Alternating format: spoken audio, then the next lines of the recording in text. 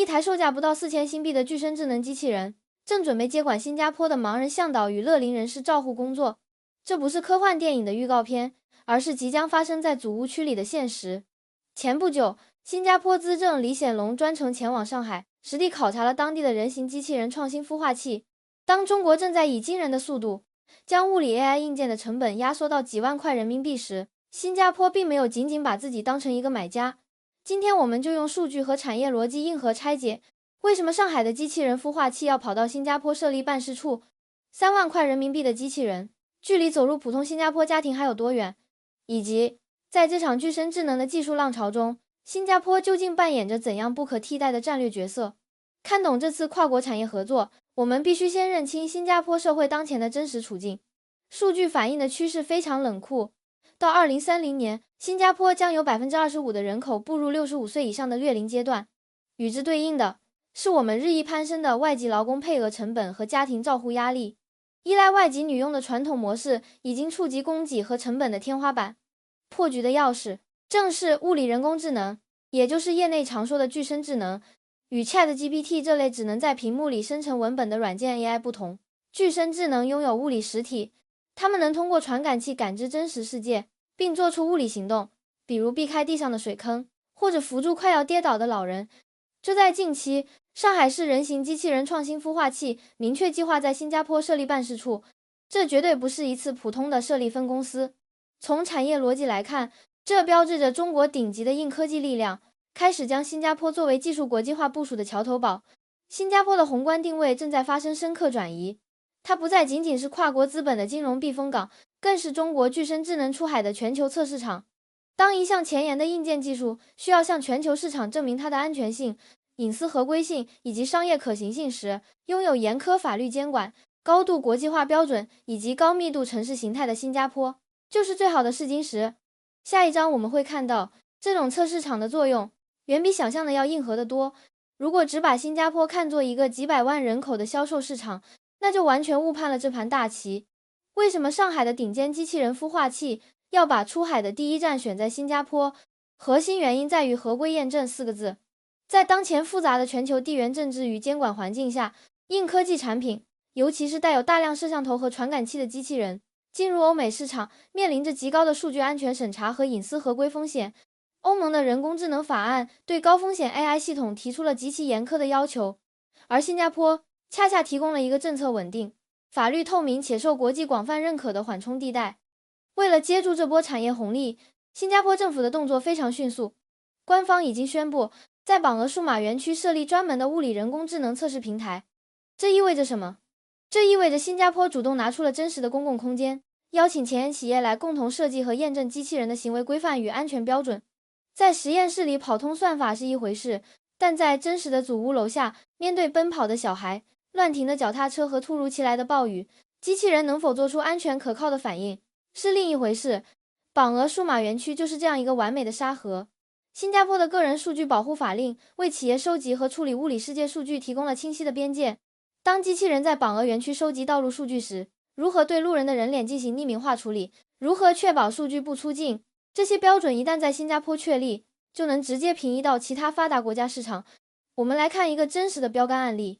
孵化器内的一家企业爱观视觉研发出了类似人眼的自动对焦视觉系统，这套系统已经在上海地铁极其复杂的检测场景中投入使用。更关键的是，依托中国强大的供应链整合能力，他们将硬件成本直接降低到了传统方案的1/10。当这种具备极致性价比的中国硬件遇到新加坡南洋理工大学等顶尖高校在核心算法上的科研支撑，以及榜鹅园区的合规测试环境时，一种全新的中新科技协作范式就诞生了。中国企业负责技术研发、供应链降本和规模化生产，而新加坡负责应用场景验证、数据隐私合规和全球信任背书。一个产品在新加坡完成了合规测试，就等于拿到了进军全球市场的通行证。这才是李显龙资政此次考察背后真正值得关注的产业互补逻辑。那么，这种合作能把机器人的价格打到多低？普通人什么时候能买到？我们接着算一笔商业账本。技术再酷炫，最终都要算明白商业账本。具身智能到底是一场资本炒作，还是即将爆发的产业革命？从真实的财务数据来看，答案显然偏向后者。上海市人形机器人创新孵化器披露的数据显示，其内部的32家初创公司中，仅仅其中6家在去年的融资总额就突破了16亿人民币。聪明的钱已经用脚投票，为这个赛道的商业化扩张储备了充足的弹药。让我们回到视频开头提到的那个导盲机器人。以诸葛机器人公司为例，他们研发的盲人助理机器人集成了激光雷达和超声波技术，能够精准识别高空的树枝障碍与地面的坑洞积水。目前，这款产品已经拿到了1200台的预订量。不要小看这个数字，对于早期的硬科技硬件来说，1200台意味着供应链可以开始运转。更硬核的数据是，一旦实现规模化量产，其售价预估将控制在1到2万人民币之间，也就是不到4000新币。在这个价格区间内，技术就不再是实验室里的昂贵展品，而是具备了大规模普及的商业基础。对比一下，在新加坡培养一只传统导盲犬动辄数万新币的成本和漫长的周期，机器人的经济账是一目了然的。但作为冷静的行业观察者，我们必须打破一些过度炒作的幻觉。孵化器的董事长汪斌曾明确指出，机器人真正具备通用照护能力，完全走入千家万户，还需要5到10年的时间。为什么？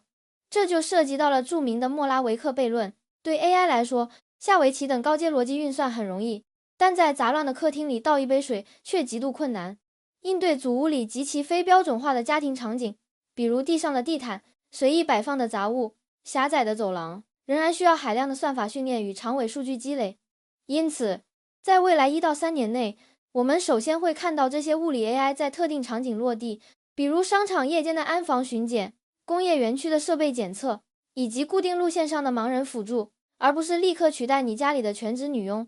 认清这个时间表，才能在这个赛道里做出正确的投资和职业判断。总结一下，在这场具身智能的全球竞速中，新加坡早已不再局限于金融中心或财富管理枢纽的单一标签。凭借严苛的合规体系、顶尖的科研能力以及对解决老龄化痛点的迫切需求，新加坡正在悄然成为硬科技出海不可替代的试金石。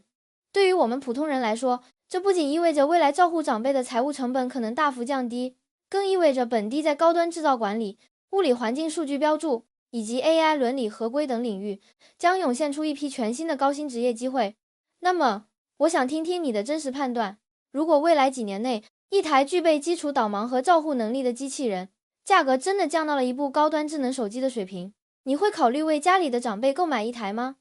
欢迎在评论区留言，分享你的看法。如果你想持续看懂新加坡本地的科技产业动态，提前抓住背后的商业机会，请务必订阅本频道，并打开小铃铛。我们下期硬核拆解再见。